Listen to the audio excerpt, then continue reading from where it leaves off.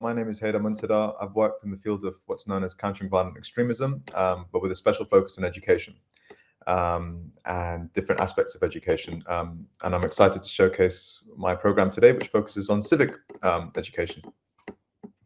Fantastic. Thank you so much. Sil, are we ready to go on your end? Yes, we are. Awesome. All right.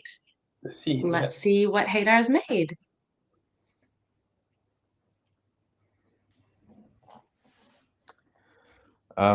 So, are you expecting me to kind of talk through Oh, the you can program? guide me if you want, Haydar, yeah.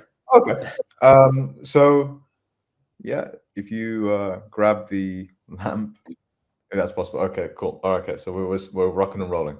Um, so really, what I wanted to do was create a program. Well, this is all just a prototype, but just to kind of demonstrate the potential of how these lessons can be put in place. But I wanted to initially build a program that allows the students and young students in particular to engage with Middle Eastern Arab culture, whether that be our old folklores and folk stories, to our architecture, to some of our artifacts like musical instruments and so on and so forth. I wanted it to be a light touch approach and introduction to our rich history. Um, but within that as well, I wanted to have specific learning outcomes. And I wanted those learning outcomes to be really focused on civic identity and education, teaching young people and students the importance of engaging um, with different cultures and art and history and so on and so forth, engaging with other people, as you'll see later on in different scenes, taking care of wildlife was another one that I wanted to kind of integrate into this. Again, I wanted to kind of help build some of that cultural understanding, as you can see here, from when you can fashionably put one on someone's head. Uh, it wouldn't be the Middle East without a game of Bagaman, or as we call it, Thowley. Um, Extra bonus points if you can smack down your piece as hard as you can when you move around the board. Um, Yeah, I have yeah, no they idea how smack. I to heard it. Rated on for me. Yeah, and so just a kind of like light touch introduction. And then I don't know if you missed it at the very beginning. There was someone who was saying she needs a coin.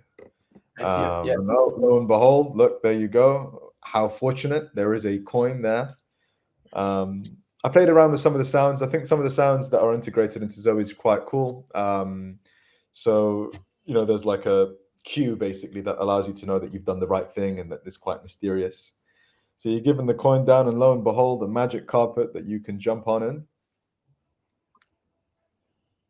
And that should take you to the second scene. So I really wanted to integrate an element of storytelling into this as a means of learning. I always think that that's probably one of the best ways to educate through storytelling. It's the way that it's most sticky for me. Um, and okay, so these scenes are loading. Probably, yeah.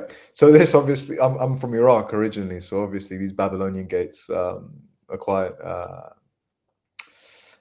They obviously are quite, draw up a lot of emotion for me. And I thought that was one of the really cool things for this is that, you can't experience this like you can through VR. If you're taking a look at through TV or pictures, it's just not the same. And here you go. Here's some of the first tasks and exercises. So this is actually, I believe, based on an old folk story as well, of where camels had to use their noses and scent in order to lead to an oasis. And there is Cami, and she is saying she's a herbivore. If you look, oh, sorry, still to the right behind you, you might see some food. And, well, you're going to have to see what you think the Cami would like to eat for her to have the energy to try and lead you to an oasis. You say you went for plant? Yeah. Absolutely. I Oh, tried your one of them's got yesterday. okay. So there's a that okay. So you try and feed that camel. One of them's already gone somehow for some reason. Um, okay, I think yeah. So we're having a few difficulties as that one should have been fed. I don't know. Go back, go back, go back.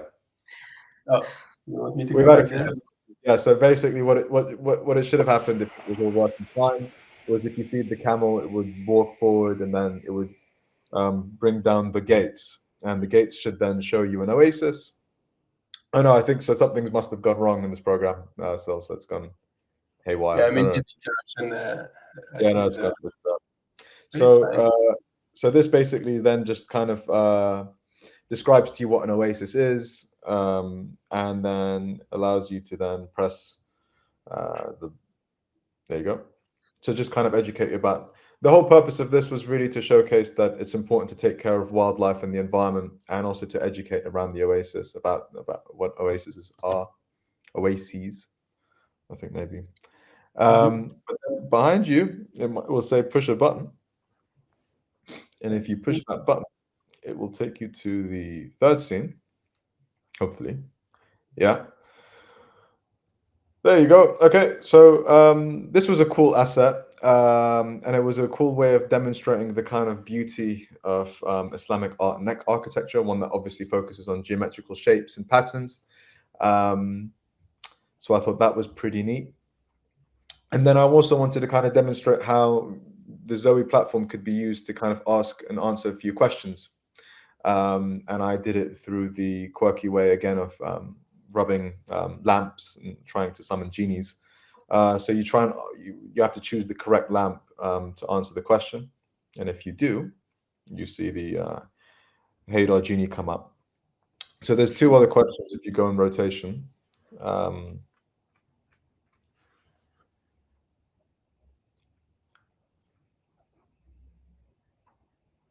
Oh yeah, you have to touch the yes, you got to pick up the lamp. There you go. You don't actually have to use your other hand to rub the lamp, but I thought that was a cool secret that we can withhold. So the idea is to kind of grab it with one hand and use the other hand to rub it. Oh yeah. There you go. Yeah, so we don't have to tell them that that's not really needed, but there you go. Then basically, if you go right, just a little bit more right. The other right. Yeah, you'll see basically what well, a lot of the civic identity and educational principles had come from a program that I'd participated in with the Salzburg Global Seminar. So I wanted to give a nod to that, and I'd really encourage anyone who's interested in this program to check out the organization and the statement that was made by the participants there as well.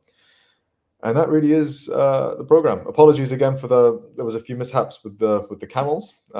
It's always the trouble working with animals, but there you go.